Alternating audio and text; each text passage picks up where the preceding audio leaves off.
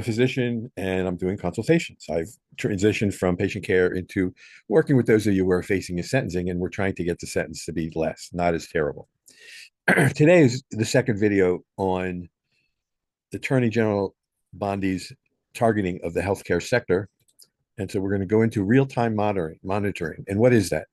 Essentially, that is the ability of the Department of Justice to have artificial intelligence as really their main go-to because it doesn't require supervision and it monitors what you're doing 24 hours a day, 7 days a week, 365 days a year, and it doesn't have sick days. And they have different and artificial intelligence models so that they can work independently. It's pretty amazing what they can do. But what it did was it created this $14 billion healthcare takedown. And this is just when it happened about 6 months ago, 8 months ago in June of 2025, 324 defendants. It's quite a lot of number of people. And so I'm going to flip over to this page. And this is where I'm going to try and read what it explains. These AI, artificial intelligence tools, are moving beyond the standalone language of model wrappers towards collection and specialized AI agents, and they reason, act, and collaborate to achieve complex problems. This is big. Business leaders and counsel who act now will be able to shape how these systems operate or impact you and your organizations. Those who wait are going to inherit these rules that are written, and they're going to be subjected to the courts. So is this going to be our future? Don't be the last one to recognize the changing legal landscape. And here we go. Multi-agent AI is not a future concept. It's an operational shift that businesses must now prepare for. Rather than deploying a single AI system, organizations are moving toward coordinated networks of specialized agents that can act independently, collaborate, and adapt in real time. This is crazy. This is from the Department of Justice is using this. This model promises dramatic gains in efficiency, speed, and decision quality, but also introduces legal and government risks that cannot be managed with legacy compliance frameworks. When there's dozens or hundreds of autonomous agents operating across different vendors, data sets, and platforms, traditional assumptions about control, authority, and accountability break down. These agents can share data, negotiate with third parties, and make decisions without human involvement. Without clear rules, business risk, privacy violations, contractual breaches, and regulatory exposures before leadership even realizes you have a problem. And in simpler contexts, these are all working until one day you either hear a rumor or the FBI is knocking at your front door. And so it's important to be as preventative as you can be. And a lot of it revolves around documentation. Where medical judgment is challenged, some of the most controversial cases arise from disputes over medical decision making.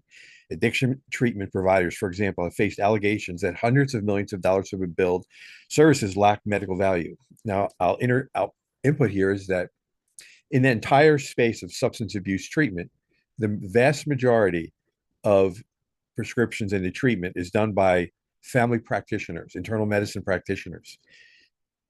There also is a specialty called pain management.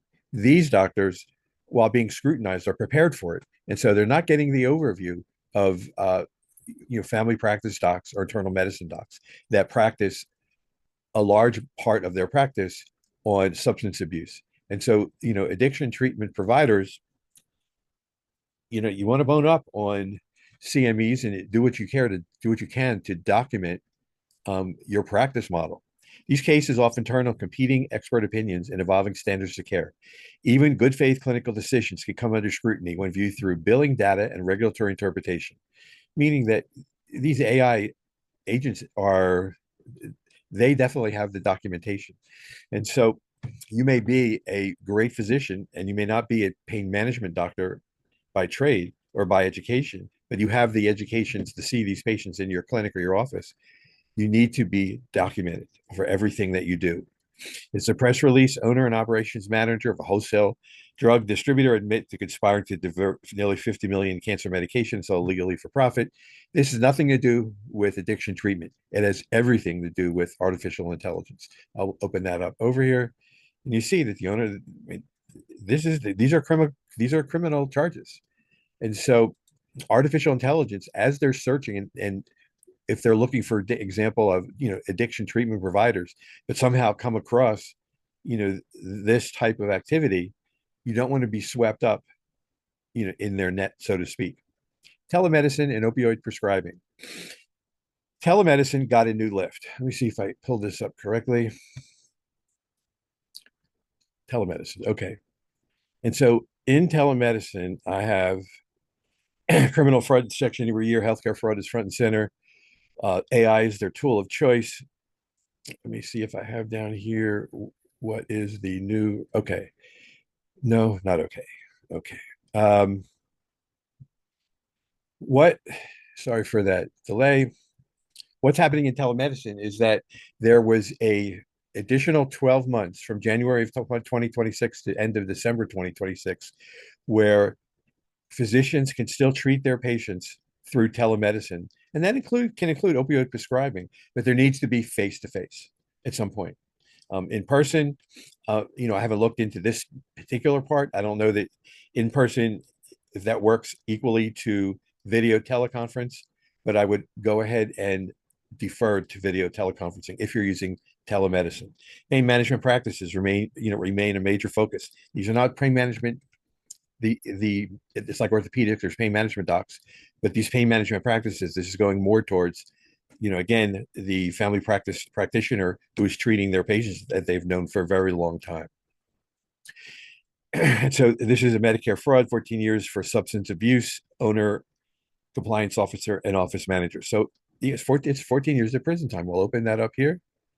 And you see there's $12 million Medicaid fraud scheme leads to 14 years in prison. And this is not, we are not discussing how the financial restitution part. So this goes beyond, that False Claims Act. Lastly, is that you can, whether you're convicted at trial or plea, life's not over. Prison's temporary. People who work in prison, this is their life all the time, but it's temporary. And it's also possible for you to lessen your sentence to mitigate that damage. And how is through preparing for your pre-sentence interview. I've got a lot of videos on this, but the pre-sentence interview is the most important meeting that you need to be prepared for before you walk through their door, because it's conducted by your probation officer, and your judge depends on their recommendation for sentencing you, as well as potentially for a placement request. And so if I can, lost my train of thought. I'll read here. I'm a physician with firsthand experience of navigating a felony conviction, which I had about 20 years ago. I did get my medical license reinstated and incarceration. In preparing for your pre-sentence interview, the Department of Justice has released your background, a document of who you are in the form of your indictment across the international World Wide Web. It probably is not very flattering. It's crucial that you counter that, not with an excuse, but a comprehensive biographical overview of what you've been through, what your life, the direction your life has taken, possibly since childhood till today. It's the good, the bad, and the ugly, like the old Clint Eastwood movies. And so this can, if you have all the material that the probation officer needs, and this in addition to your background, personal background or narrative, there's a litany of information you're going to get from your attorney. It's tax returns, it's birth certificates, it's verification of your highest academically grade that you've achieved. If you're a rocket scientist and you don't have that anything documented, they're going to make you take your GED. And so there's just so much that you need to be prepared for.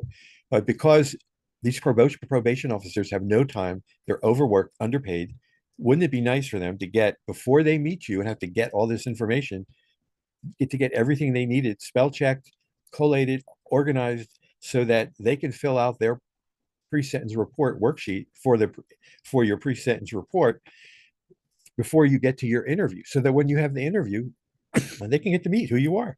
They get to personally get to know you. And that is such a big deal, because when they come away from that, when you finish the interview, they're going to see that you respected their time.